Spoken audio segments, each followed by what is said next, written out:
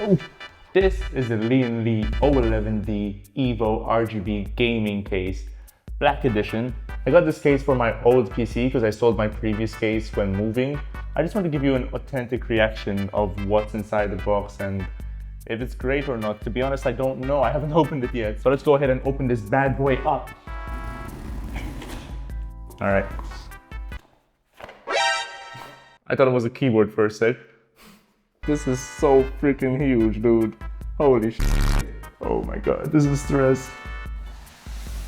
I'm gonna put my foot underneath it. Oh my god, it's so heavy, what the f. Okay. Oh my god, yes! Jeez. No, that was planned. I'm sorry, I have never handled such a big case before. Okay, that's one. So I do have to mention that this case doesn't come with fans, which is not something normal, but I do think they have some really nice fans that you could add to this case if you have the budget for it, which I didn't.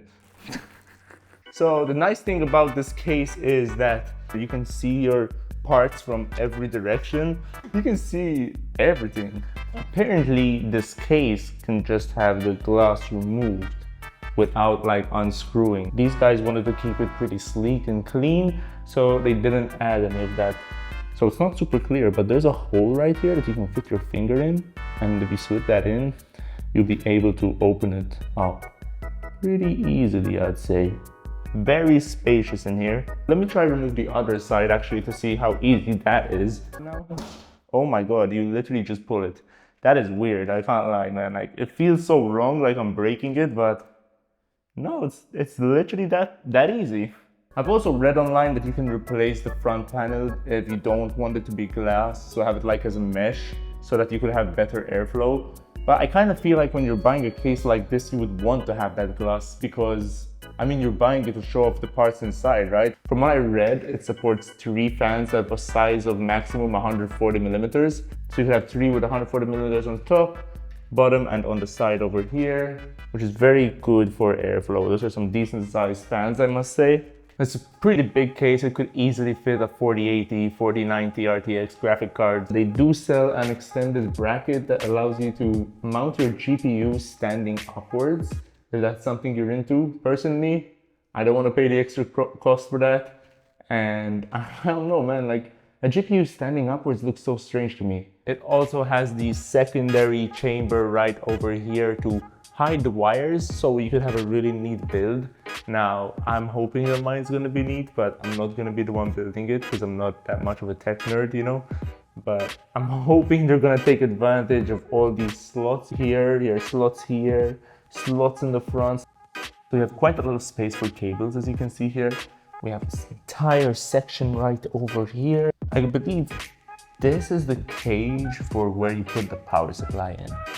But I might be mistaken and it might be right through here. I can confirm it is the bottom one and I was mistaken. I'm not seeing while holding this case, I am making a lot of fingerprints, so do take that into consideration when getting this. You might get annoyed by that. Sticking this on, you simply just latch it on like that, put it in like this, and you see these? You just push it in and they click on. Watch. Straight up, easy. Look at those fingerprints. I did read that it pretty much supports every motherboard you could ever throw at this thing. So it takes ATX, mini ATX, micro ATX, eATX as well. I'm not even sure what that means exactly. I know that I have an ATX, I believe, so I think that's the most common one. It even has space for water cooling, so this thing can really handle anything you throw at it. So another cool thing about this case compared to its predecessor is the fact that it actually has RGB strips going around the case like this. So it's a L-shaped RGB strip, both at the top and also right here at the bottom. They also have these buttons on the front side panel where you can change the colors, change the effects, basically mess around with the RGB strip on the case itself so that you can change the way it looks. These hooks at the bottom need to hook on these 2 slots right here. Seems like I did it. I genuinely don't know how that's stuck right now. This has a hook here and a hook here. And I think they go into here. This one looks a little bit more straightforward. Yeah, that one was easy. The hooks were definitely the way to go to stick this bad boy on. This is the type of case where you can't go wrong. It can take any motherboard, it can take any graphic card, it's got crazy airflow, you know, it's very future-proof. Oh yeah, I just remembered, I gotta check what's in that box. Oh wow, wow, look at this presentation. This is insane.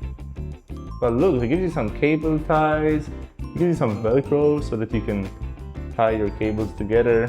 A bunch of screws, a few more screws. What's this? What do we have here? What are these? Don't know what they are, but this comes in the box. You should have 2 of them, according to what I got, at least. Got an extra box over here. It says graphic card anti-sag bracket. So there's this thing, and then there's another sag bracket, but this one has numbers on it. What the fuck? Look at this. You got the sizes and everything on this. And a bunch of parts. Leon Lee, feel the difference. Oh, I'm feeling it alright. I mean, play back that clip of me trying to get it out. I was feeling it, bro. Oh my god, it's so heavy. What the 011 Dynamic Evo RGB installation guide. And here come the option kits. See over here, you got the upright GPU bracket that I was talking about earlier. You got the front mesh kit, which I was talking about earlier. Additional I/O kit V2. See, I thought that you would move the I/O kit, but it seems like you can get an additional one and have multiple I/O kits, which is very cool. So, do I think this case is for you? Well, it depends. If you're a gamer that wants to show off your PC parts, seeing that you could see the parts from multiple angles is definitely a plus and is definitely gonna look amazing. If you're somebody who prefers like clean cable management, this should also be a dream, seeing that it has this extra chamber to hide all the wires in. Anybody who wants to eventually go into water cooling, also this has more than enough space for that. Yeah, if you want a stylish case with some RGB strips on the bottom and at the top, I mean, this is definitely gonna look really good once it's complete. That's everything for this case for now. I'm gonna make a transition to when this is actually complete. Can't wait to show you the RGB and show you what it looks like. So this is what the final build looks like. I'm super happy with the way it turned out, and I think the RGB makes this case look like an absolute beast. I also love the way the RGB strip at the bottom reflects onto the desk. Anyway, I hope this video helps you guys decide whether this case is for you or not. I tried my best to keep it as real as possible. Let me know down below if this video affected your opinion on this case, and as always, stay zen. So, here's the secret message for today. One thing I didn't show in this video is I actually smashed this case 2 days after I got it, which was a complete nightmare. If you're interested in finding out how that happened, I definitely suggest you watch my first video on this channel, where I talk about it and also my experience dealing with Lian Lee's customer service. If you do go watch that video, spam the comments with big boom, so we can confuse the people who haven't seen this one. Anyway, that's the secret message for today. I'll catch you guys in the next one.